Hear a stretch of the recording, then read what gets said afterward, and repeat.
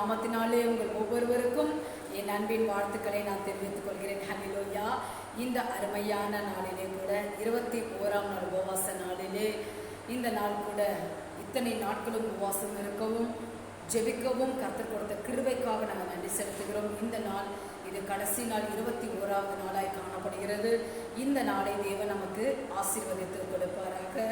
இந்த அருமையான நாளிலே கூட நம்ம உபவாசம் இருந்து ஒவ்வொரு நாளும் ஜெபித்து கொண்டிருக்கிற ஒவ்வொரு ஜபங்களுக்கும் கர்த்தர் தாமே இந்த நாளிலே நமக்கு பதில் கொடுக்கிற தேவனாய் அவர் இருக்கிறார். பிரியமானவர்களே, நிச்சயமாகவே உபவாசத்தோடு அவர் சமூகத்திலே நம்மை தாழ்த்தி ஜெபிக்கும் பொழுது கர்த்தர் பெரிய காரியங்களை அவர் செய்கிற தேவனாய் இருக்கிறார். இப்பொழுது கூட ஒரு பாடலை பாடி கர்த்தருடைய நாமத்தை நாம் மகிமைப்படுத்துவோம். நம்ம வாழ்க்கையில் ஆண்டவர் எவ்வளவோ நன்மைகளை செய்திருக்கிறார். இந்த மாதத்தினுடைய கடைசி நாளில் வந்திருக்கிறோம். இதுவரையும் சுமந்து தாங்கி நடத்தினவர் அவர் எண்ணி எண்ணி எண்ணி துதிக்க ஒவ்வொரு நாளும் நம் கடமைப்பட்டிருக்கிறோம். பிரியமானவர்களே, எண்ணி எண்ணி துதி செய்வாய் என்ற பாடலை பாடி கர்த்தருடைய நாமத்தை மகிமைப்படுத்துவோம். எண்ணி எண்ணி துதி செய்வாய், எண்ணில் அடங்காத கிருபைக்காய் என்றும் தாங்கும் தங்குயமே இன்ப இயேசுவே நாமமே என்றும் தாங்கும் தங்குயமே இன்ப இயேசுவின் நாமமே. எண்ணி எண்ணி துதி செய்வாய், உன்னை நோக்கும் எதிரியின் கண்ணின் முன்பு பதறாதே, உன்னை நோக்கும் எதிரியின் கண்ணின் முன்பு பதறாதே, கண்மணி போல் காக்கும் கரங்களில் என்னை மூடி மறைத்தாரே, கண்மணி போல் காக்கும் கரங்களில் என்னை மூடி மறைத்தாரே. எண்ணி துதி செய்வாய், யோர்தான் புரண்டு வரும் போல் எண்ணற்ற பாருங்களோ, யோர்தான் புரண்டு வரும் போல் எண்ணற்ற பாருங்களோ, எலியாவின் தேவன் எங்கே உந்தன் விசுவாச சோதனையில், எலியாவின் தேவன் எங்கே உந்தன் விசுவாச சோதனையில். எண்ணி எண்ணி துதி செய்வாய், உனக்கெதிராகவே ஆயுதம் வாய்க்காதே,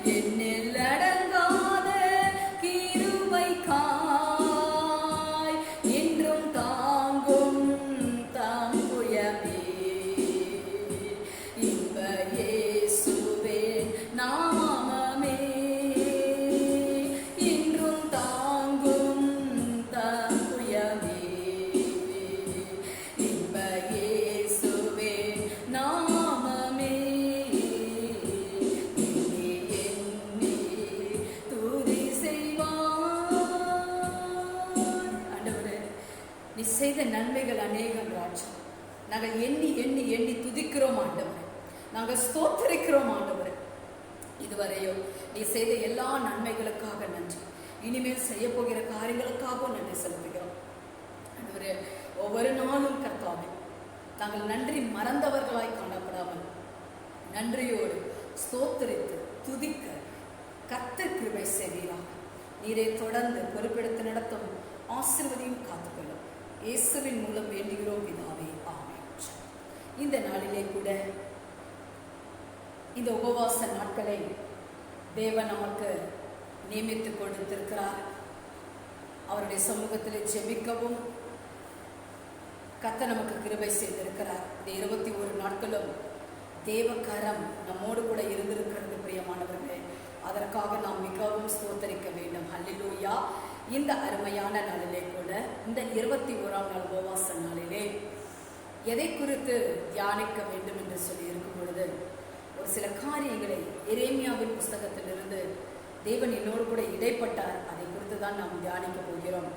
எரேமியாவின் புஸ்தகம் 32ஆம் அதிகாரம் 42ஆம் வசனம் சொல்லுகிறது, நான் இந்த ஜனத்தின் மேல் இந்த பெரிய தீங்கை எல்லாம் வர பண்ணினது போல அவர்களை குறித்து சொன்ன எல்லா நன்மையையும் அவர்கள் மேல் வர பண்ணுவேன் என்று கர்த்தர் சொல்லுகிறார். ஹல்லேலூயா.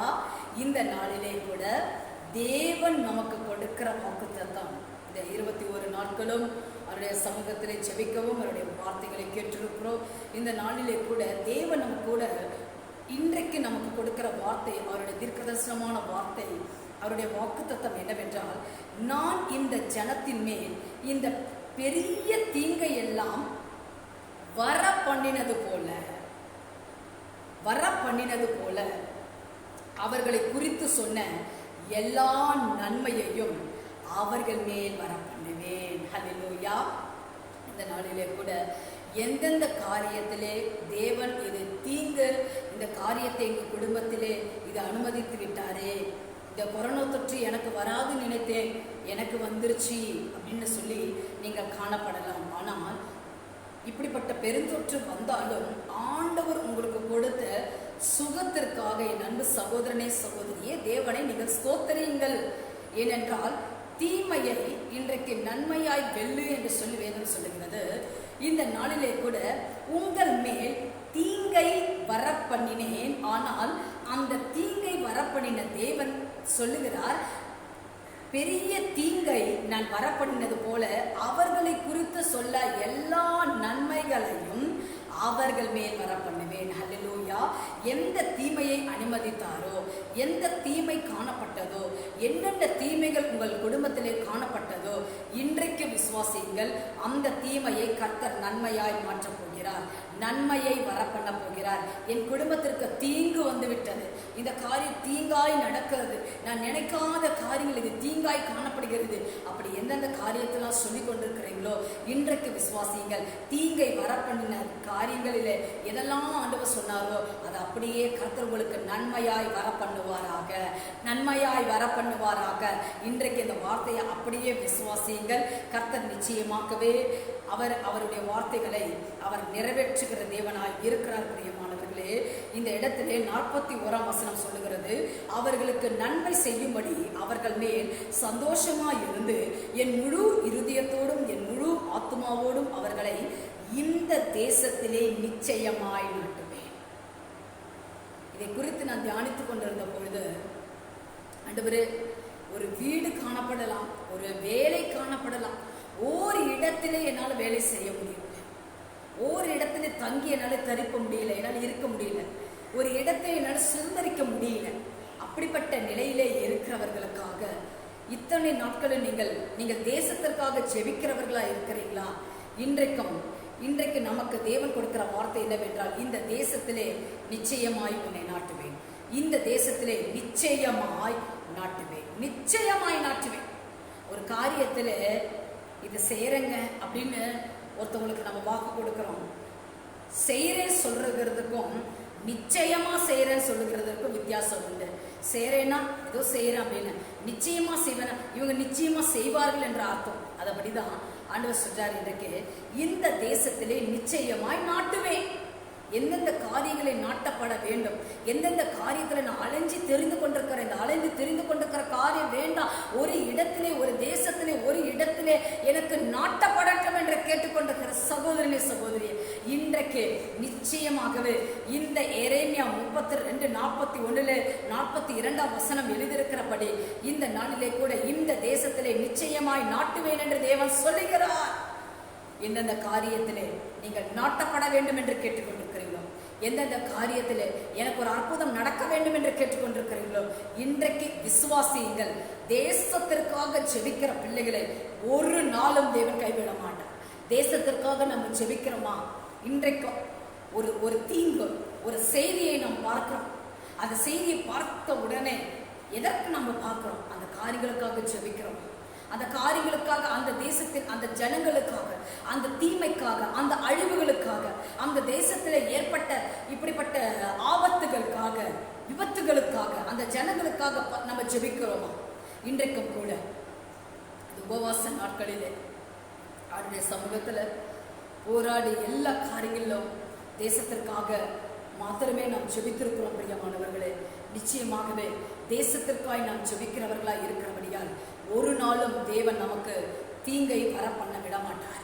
இந்த நாளிலே கூட எந்த தீங்கை வர பண்ணுவேன் என்று சொன்னாரோ ஆண்டவர், இந்த 42 வசனத்தில் எழுதியிருக்கிறபடி இவர்கள் மேல் நான் சொன்ன நன்மையையும் வர பண்ணுவேன். அப்போ என்னென்ன நன்மைகள் உங்களுக்கு, என்னென்ன வாக்குத்தத்தம், என்னென்ன உடன்படிக்கை தேவன் செய்திருக்கிறாரோ 40 வசனத்தில் அதை தான் நம்ம வாசிக்கிறோம். அவர்களுக்கு நன்மை செய்யும்படி நான் அவர்களை விட்டு பின் வாங்குவது இல்லை என்கிற நித்திய உடன்படிக்கையை அவர்களோடு பண்ணி அவர்கள் என்னை விட்டு அகன்று போகாதபடிக்கு எனக்கு பயப்படும் பயத்தை அவர்கள் இருதயத்திலே வைத்து. தேவனுக்கு பயப்படைய பயம் எங்க இருக்கணுமா? இருதயத்துல எப்பொழுதும் காணப்படணும், எப்பொழுதும் காணப்படணுமா? தேவன் இருதயத்துல அந்த பயத்தை வைத்திருக்கு. அந்த பாருங்க, எப்பொழுதும் அந்த பயம் நம்ம இடத்துல காணப்பட வேண்டும்.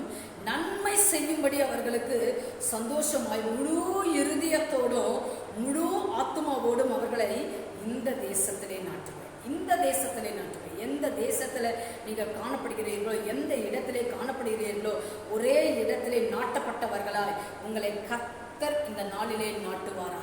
நீங்கள் அதிகமாய் தேசத்திற்காக ஜெபிக்க ஆரம்பிங்கள் பிரியமானவர்களே. கர்த்தர் இந்த நாளிலே உங்கள் வாழ்விலே நீங்கள் தேசத்திற்காக ஜெபிக்கும் பொழுது ஆட்டோமேட்டிக்காக உங்களுடைய காரியங்களை கர்த்தர் நடத்துவார். ஆட்டோமேட்டிக்காக உங்கள் குடும்பத்தில் இருக்கிற குறைகளை ஆண்டவர் மாற்றுவார். யோபு தன் சிநேகிதனுக்காக வேண்டுக செய்த போது கர்த்தர் அவருடைய சிறையிருப்பை மாற்றினார்.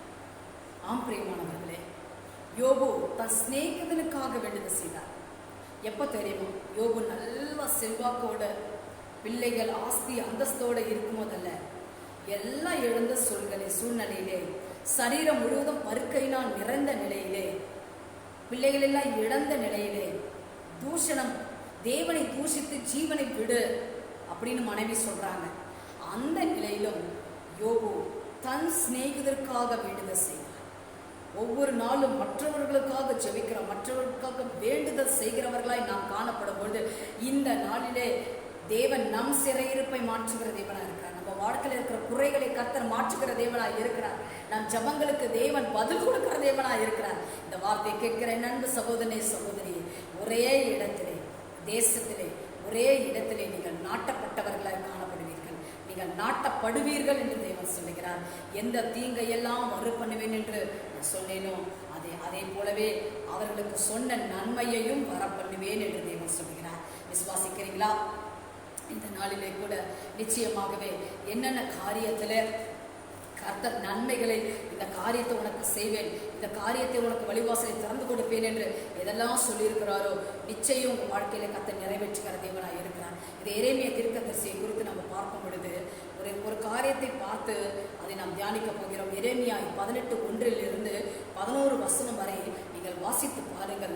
அந்த இடத்திலே எரேமியா ஒரு குயவன் வீட்டிற்கு செல்லுகிறதை நாம் பார்க்கிறோம். இன்றைக்கு அதை குறித்து தான் நாம் பார்க்க போகிறோம். கர்த்தரால் எரேமியாவுக்கு உண்டான வசனம், நீ எழுந்து குயவன் வீட்டிற்கு போ, அங்கே என் வார்த்தைகளை உனக்கு தெரிவிப்பேன் என்றார். பாருங்க, ஒரு குயவன் வீட்டிற்கு போ என்று சொல்லி கர்த்தர் எரேமியாவை அனுப்புகிறார். அப்படியே நான் குயவன் வீட்டிற்கு போனேன். இதோ அவன் திருகையினாலே வளைந்து கொண்டிருந்தான்.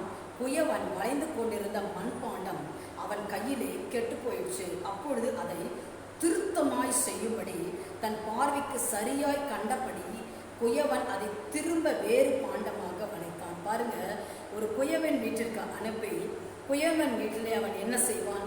களிமண்ணாலே அந்த மண்ணை வளைந்து அழகழகான பாத்திரங்கள், அவனுக்கு இஷ்டப்பட்ட அந்த காரியத்தில் ஒரு அழகழகான பாத்திரங்களை அவன் வளைந்து அந்த இடத்திலே அந்த மண் உருவாக்கும். அந்த இடத்துல அந்த மண்ணை கொண்டு அவன் உருவாக்குவான். ஆனால் வேதம் மிக அழகாய் சொல்கிறது, குயவன் உண்டாக்கின அந்த களிமண் அந்த அவன் கையிலே வைத்திருந்தது கெட்டு போயிடுச்சு. அப்போது அதை அவன் திருத்தமாய், எவ்வளோ அழகாய் கர்த்தர் எரேமியாவை பார்த்து சொல்லுகிறார் என்று பாருங்கள். திருத்தமாய் செய்யும்படி அந்த கையில வைத்திருந்த அந்த காரியம் அது கெட்டு போயிடுச்சு, சரியில்லை. ஸோ அதனால அவன் பாருங்க, அதை திருத்தமாய் அதை திருத்தி அதை சரி பண்ணி ஒரு நல்ல பாத்திரமாய் அவன் அதன் மேல கண்ணை வைத்து அவன் சரியாய் அந்த பாத்திரத்தை உருவாக்குகிறான் என்று தேவன் சொல்கிறார். சரியாய் கண்டபடி குயவன் அதை திரும்ப வேறு பாண்டமாக வளைந்தான். அப்பொழுது கர்த்தருடைய வசனம் எனக்கு உண்டாகி சொல்லுகிறார், இஸ்ரவேல் குடும்பத்தாரை, நம்ம வாழ்க்கையில நிறைய காரியங்கள்ல தவறுகள் செய்த போதும் அந்த தீமையை பாருங்க, அதை கண்டு தேவன் நம் மீது இன்றைக்கும் கிருபையாய் இறங்கி இருக்கிறார். பிரியமானவர்களே, குயவன் கையிலே இருக்கிற பாத்திரம் போல தேவனுடைய கையிலே களிமண்ணாய் நாம் காணப்படுகிறோம். இந்த களிமண்ணை வளைந்து ஒரு நல்ல பாத்திரமாய்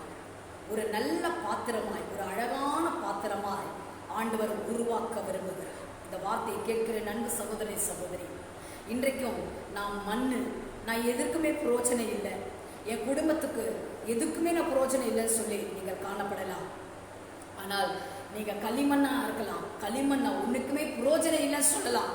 ஆனால் இன்னைக்கும் குயவனா இருக்கிற தேவனுடைய கையிலே மண்ணா நம்ம காணப்படுறோம். இந்த மண்ணை, குயவன் கையிலே இருக்கிற மண்ணை அந்த இடத்திலே முதல்ல அவர் வளைந்தது கெட்டு போயிடுச்சு. ஆனால் திரும்ப அதை ஒரு நல்ல பாத்திரமாய் குயவன் அதை உருவாக்குகிறார். அதை மீது கண்ணை வைத்து சரியா இந்த காரியத்தை திரும்ப நம்ம மறுபடியும் சரியா பண்ணணும். அப்போ எப்பவுமே நம்மளுடைய வாழ்க்கையில ஒரு தவறு செஞ்சு விட்டோம் என்றால் திரும்ப அந்த காரியம் வரும் பொழுது அதுல நம்ம சரியாய் காணப்படுவோம்.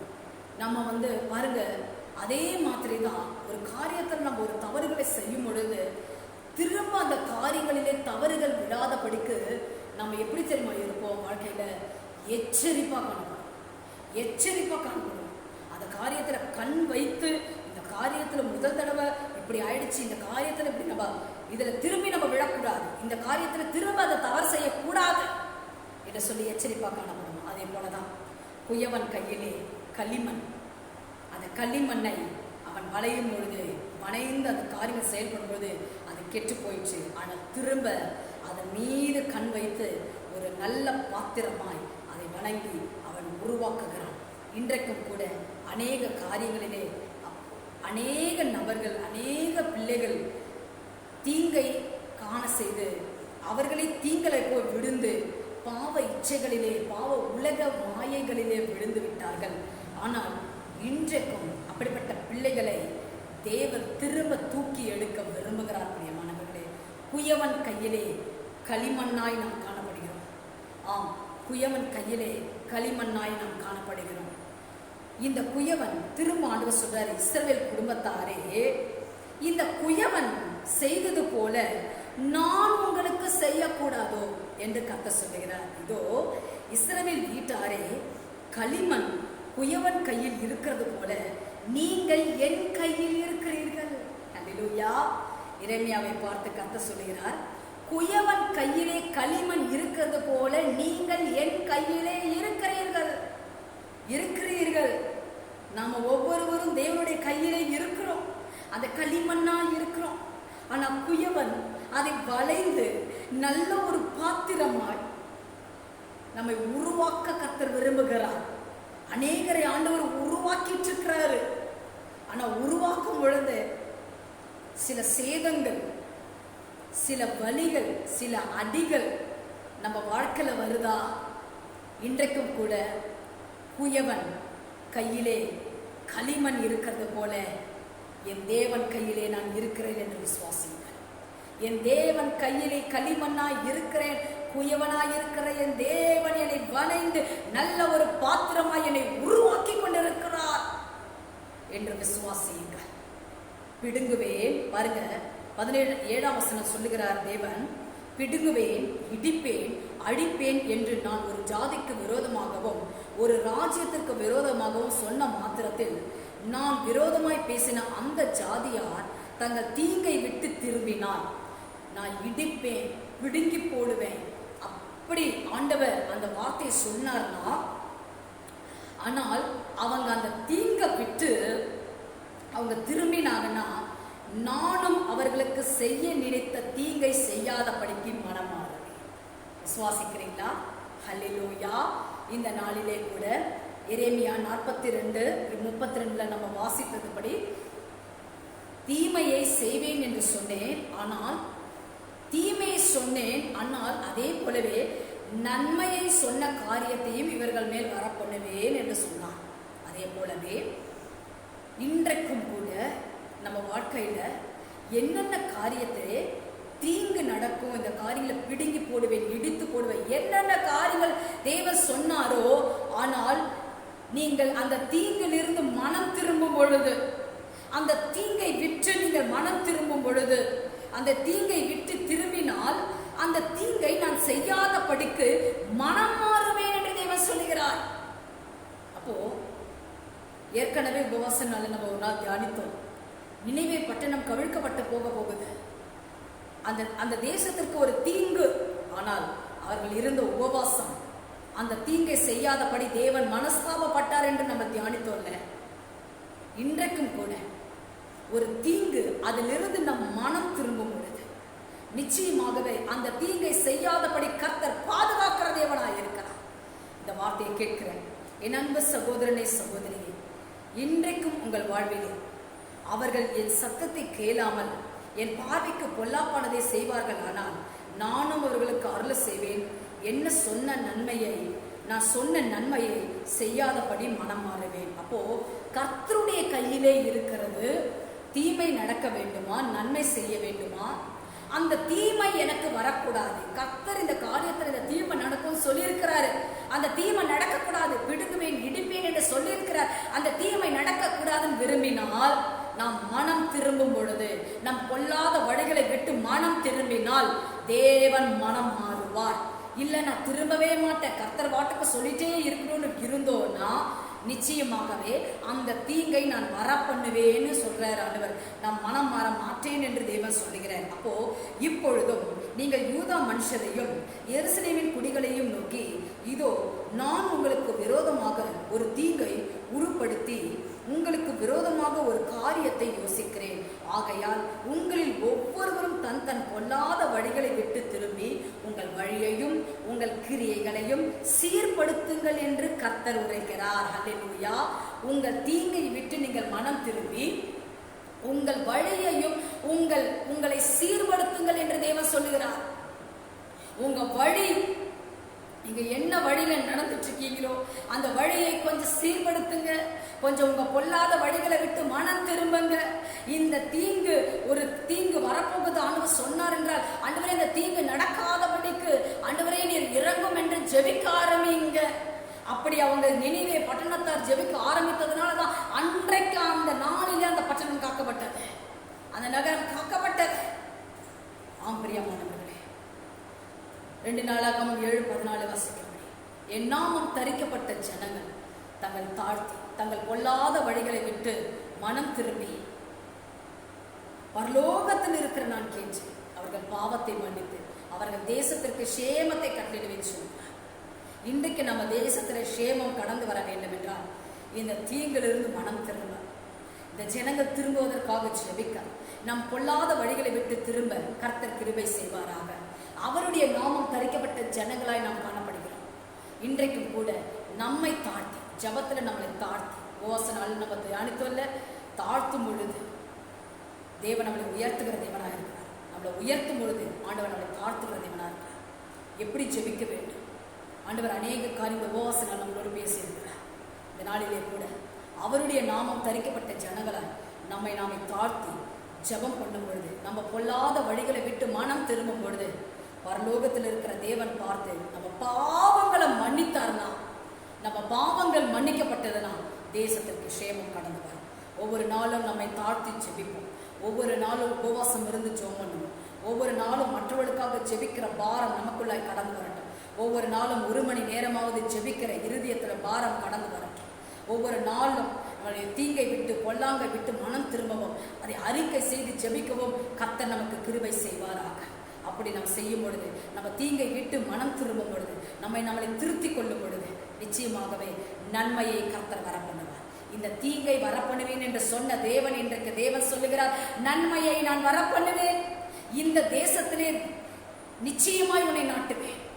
இன்னைக்கு ஆண்டவர் அதான் நமக்கு சொல்றாரு, இந்த தேசத்திலே நிச்சயமாய் உன்னை நாட்டுவேன். எந்தெந்த காரியத்துல ஆண்டவரே நான் அலைந்து திரிந்து கொண்டிருக்கிறேன், அப்படிப்பட்ட நிலைகளை இன்றைக்கு தேவன் மாற்றுவார். பிரியமானவர், இந்த வார்த்தையை கேட்கிறேன் என் அன்பு சகோதரி சகோதரி, இப்பொழுது நாம் ஜெபிக்க போகிறோம். ஆண்டவருடைய சமூகத்திலே நாமே ஒப்பு கொடுத்தவர்களாய், ஆண்டவரே குயவன் கையிலே களிமண்ணாயிருக்கிறோம். ஆண்டவரே உம்முடைய கையிலே நாங்கள் களிமண்ணாய் இருக்கிறோம் சொல்லலாமா?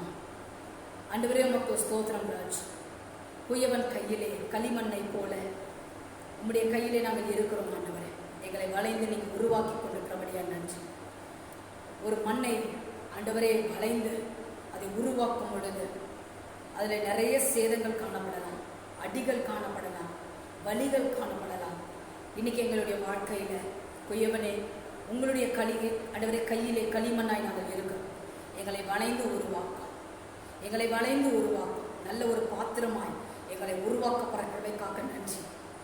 ஆண்டவரே எங்கள் தீங்கை வச்சு, நாங்கள் கொல்லாத வழிகளை வச்சு ஆண்டவரே எங்களை மனம் திரும்ப எங்களை ஒப்பு கொடுக்கிறோம். ஆண்டவரே எங்களை தாழ்த்துகிறோம். ஆண்டவரே இந்த உபவாச நாளிலே உடைய கரத்திலே நாங்கள் ஒப்பு கொடுக்கிறோம். என் தேவன் தாமே இந்த நாளிலே இந்த வார்த்தை கேட்கிற அன்பு சகோதர சகோதரிகளை பலப்படுத்தும். ஆண்டவரே என் நாமம் தரிக்கப்பட்ட ஜனங்கள் தங்களை தாழ்த்தி ஜெபம் பண்ணி தங்கள் பொல்லாத வழிகளை விட்டு மனம் திரும்பினார். பரலோகத்தில் இருக்கிற நான் கேட்டவர்கள் பாவத்தை மன்னித்து தேசத்திற்கு சேமத்தை கொடுப்பேன் சொல்லுகிறேன். இந்த தேசத்திற்கு சேமத்தை கட்டிடுவேன், இந்த தேசத்திலே நிச்சயமாய் நாட்டுவேன் சொல்லுகிறேன். ஒரு நாட்டப்பட்டவர்களாய் தேசத்திலே சேமத்தை கட்டிட்டு ஆண்டவரே கர்த்தாவே மற்றவர்களுக்காக ஆண்டவரே கர்த்தாவை ஜெபிக்கிறவர்களாய் எங்களை மாற்றுகிறேன். இந்த உபவாச நாளில் எங்களை தாழ்த்தி உடைய சமூகத்திலே ஒப்பு கொடுக்கிறோம். எங்கள் பொல்லாத வழிகளை விட்டு நாங்கள் மனம் திரும்புகிறோம். கர்த்தர் நிற்கிறியே செய்கிறார். இந்த 21 நாட்களும் கர்த்தாவே உடைய கரத்தில் நாங்கள் ஒப்பு கொடுக்கிறோம். சுவாமி ஆண்டவரே உபவாசம் இருக்கவும் தேசத்திற்காக ஜெபிக்கவும் நீ கொடுத்த கிருபைக்காக நன்றி. ஆண்டவரே தீங்கை வரப்பண்ணுவேன் என்று சொன்ன தேவன் ஆண்டவரே இன்றைக்கும் ஆண்டவரே நான் சொன்னது போலவே நன்மையை வரப்பண்ணுவேன் என்று சொன்னேனே, அந்த வார்த்தையை அப்படியே நிறைவேற்றி ஒவ்வொருடைய வாழ்க்கையில நன்மையை வரப்பண்ணி என் தேவநீர் ஆளுகை செய்கிறார். 21 நாட்களும் உபவாசம் இருந்து ஆண்டவரே தேசங்களுக்காக ஜெபித்த ஒவ்வொரு பிள்ளைகளையும் கர்த்தர் நீர் ஆசீர்வதித்து இதற்கேற்ற பலனை கற்றிடப்படுறவைக்காக நன்றி. உயவனே இந்த கையிலே களிமண்ணாய் நாங்கள் காணப்படுகிறோம். வளைந்து ஆண்டவரே நல்ல ஒரு பாத்திரமாய் உருவாக்கும் நீரே பொறுப்பெடுத்து நடத்தும் ஆசீர்வதியும் காத்துக்கொள்ளும். மாரநாதா கர்த்தராகிய இயேசுவே சீக்கிரம் வரும். ஆமென், ஆமென், ஆமென். கர்த்தர் உங்களை ஆசீர்வதிப்பாராக. ஆமென்.